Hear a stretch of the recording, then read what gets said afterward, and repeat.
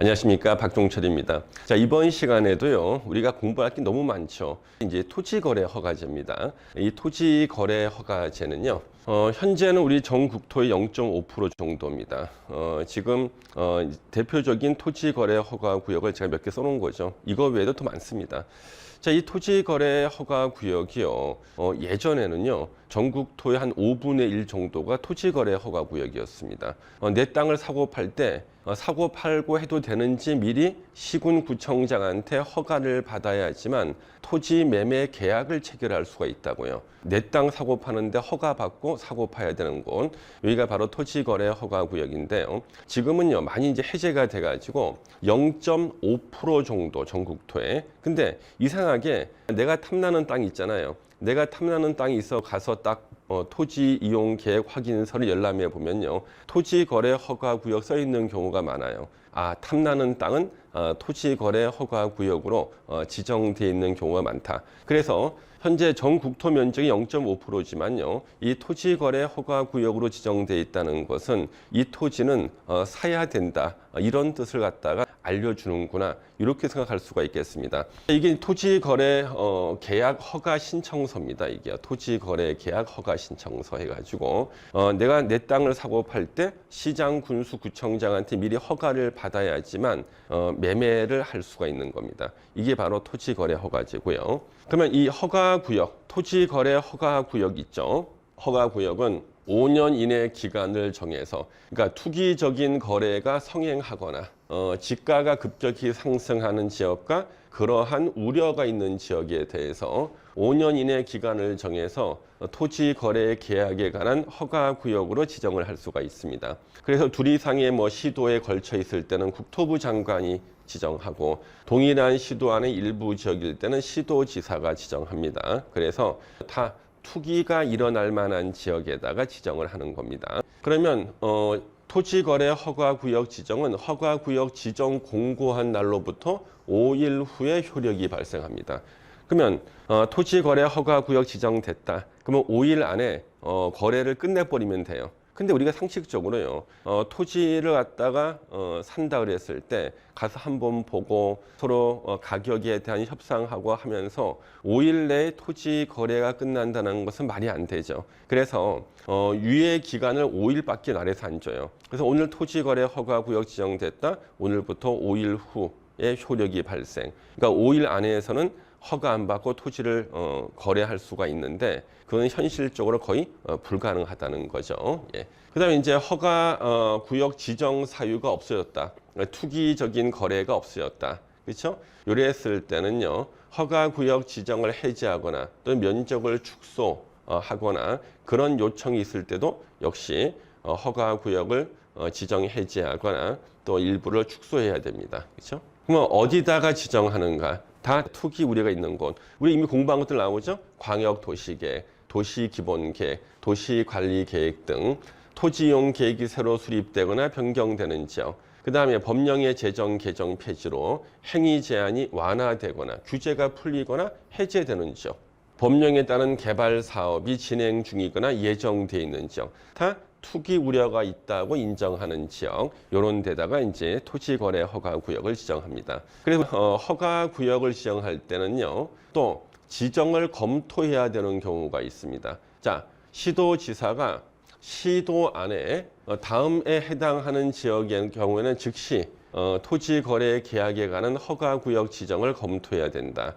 그래서 특정 지역의 토지 시장에 영향을 미칠 수 있는 개발 계획이 수립됐다, 그렇죠? 네. 또는 변경이 있겠다, 그렇죠? 그럼 우리 개발 계획 수립이라든가 우리가 이제 공부했던 도시 기본 계획이나 도시 관리 계획, 이런 것들의 변경이 있다. 그럼 땅값이 다 올라가겠죠. 토지 이용 계획 확인서 공부했던 거, 군사시설 보호구역이라든가, 상수원 보호구역, 수산자원 보호구역, 공원구역, 그린벨트 개발 제한 구역, 영종도 347만 평 시가와 조정 구역 등의 변경이나 해제, 이렇게 규제 강한 것들이 여기에 해제가 되거나 또는 이렇게 변경되거나 해제된다. 그러면 땅값이 당연히 폭등하겠죠, 그렇죠? 예, 규제가 완화되는 계획이 수립됐다. 그러면 바로 토지거래 허가구역 지정을 시도지사가 검토해야 됩니다. 당해 시군구의 토지거래량 또는 지가가 급등하는 등 토지 투기적 거래가 성행하거나 그러한 우려가 있는 경우죠. 용도지역 변경에 따른 허가구역 추가 지정. 그래서 우리가요, 용도지역이 변경이 된다. 자, 우리 종상향 공부했죠. 용도지역 공부할 때 더 좋은 종류로 바뀌는 거. 자기보다 더 좋은 위에 있는 용도지로 바뀌는 거, 종상향. 용도지역 변경과 동시에 허가구역 지정해라. 그렇죠? 예. 용도지역 변경과 동시에 시도지사에게 허가구역 지정을 시군구청장이 또 요청을 해야 되는 경우도 있고요. 그다음 이제 허가 대상, 허가구역에 있는 토지에 관한 소유권이나 지상권까지도요. 그렇죠? 이것을 대가를 받고 이전하거나 설정하는 경우, 바로 유상계약을 말해요. 유상계약이다. 우리 유상계약의 대표가 매매 같은 겁니다. 매매나 교환 이런 거죠. 예. 그래서 토지 소유권을 매매, 사고 파는 계약 체결하기 전에 허가받아라. 그다음에 지상권을 매매하거나 또는 설정하는 계약을 체결하기 전에 허가를 미리 받으라는 거예요. 그러면 우리가 토지 소유권 다음으로 좋은 권리가 물론 지상권입니다만은 왜 토지 거래 허가제하면서 지상권도 거래할 때 허가를 받으라 그러냐? 우리 토지 소유권 다음으로 좋은 권리가 지상권이에요. 그래서 만약에 토지를 사고 팔 때 허가 받으라 그러면요, 허가 안 나올 것처럼 보인다. 그러면 이 토지 소유권에서 지상권을 분리해요. 그다음에 지상권은 원래 지표면 쓰는 거잖아요.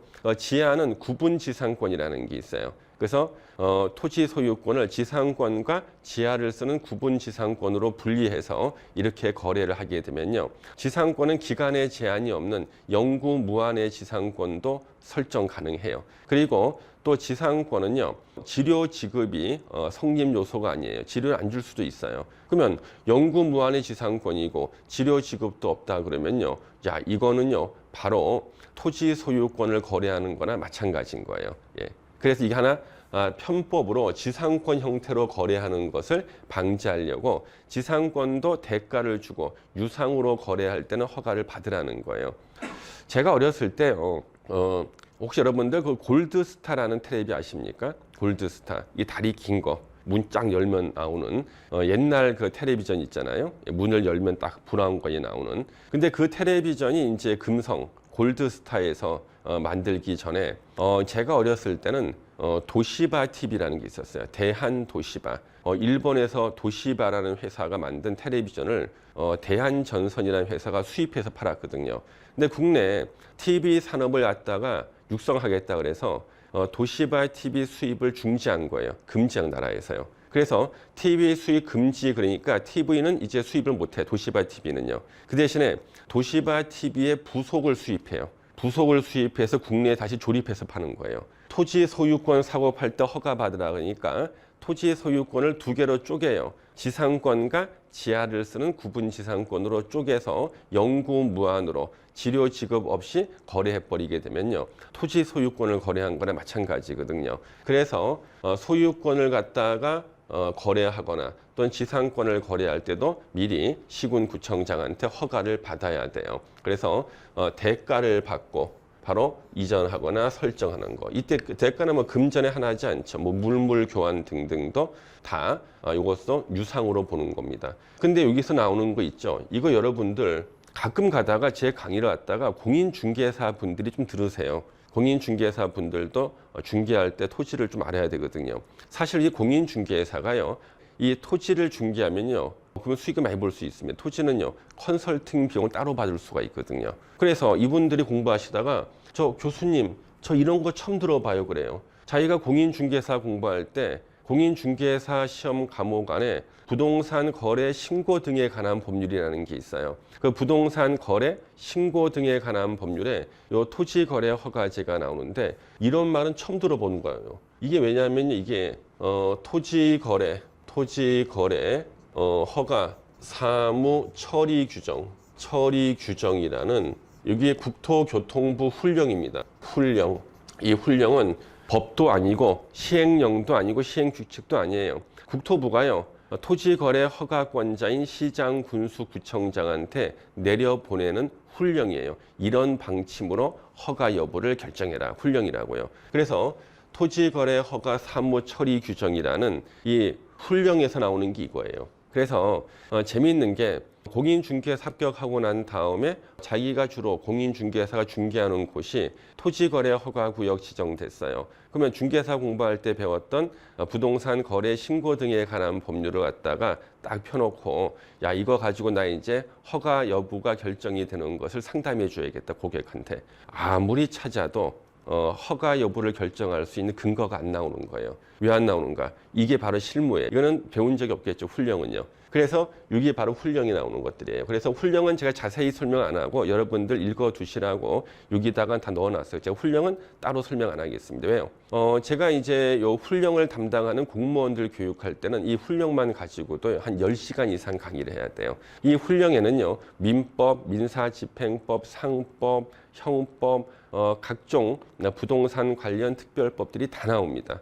토지거래 허가를 담당하는 공무원이 자유자재로 아는 데는요, 제 생각에는 한 2년 이상 걸릴 것 같아요. 근데 토지거래 허가구역은 최장 5년인데 토지거래 허가구역이 3년 지정됐다. 지정되고 나서 담당 공무원이 이 훈령을 갖다가 파악하는데 한 2년이 걸린다고요. 그러니까 토지거래 허가를 받을 수 있는데 담당 공무원이 이 훈령을 해석을 못해서 자기가 모르면 허가 안 내주거든요. 그래서 허가가 안 나오는 경우가 생기고요.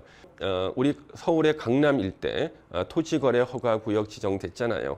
그때 그 구청, 서울에서는 구청장이 허가권자니까 그 구청장의 담당 공무원들이 이거 허가 내줘야 되는 거야? 말아야 되는 거야? 알 수가 없죠. 왜요? 이거 훈령인데 훈령 읽으면은요 무슨 뜻인지를 잘 모르거든요. 그래서 훈령은 아주 구체적인 지금까지 있었던 사례예요. 요런 때는 허가 내주고 요럴 때는 허가 내주지 마라. 여러분들이 토지 거래 허가를 받아야 되는 경우가 생겼다. 그런데 공인중개사 잘 모르고 담당 공무원도 막 헤매고 있다 그러면 내가 지금 토지 거래 허가를 받을 수 있는 근거가 있는지를 갖다가 요 훈령에서 찾아야 돼요. 예, 그래서 본인이 주장할 줄 알아야 됩니다. 담당 공무원이 찾아주진 않아요, 이거. 예. 그래서 대가를 받고 이전화 설정하는 경우가 다 이 훈령에서 이런 것들이 다 대가를 받고 이전화 설정, 바로 유상계약. 대표가 매매지만 매매하고 같은 원리인 물물 교환이나 현물 출자, 상법이나 이런 것들도 다 우리가 토지 거래로 보는 겁니다. 그래서 회사 설립할 때 내가 현물 출자하겠다. 토지 거래 허가 구역 내 토지를 현물 출자한다. 허가 받아야지만 출자가 가능해요.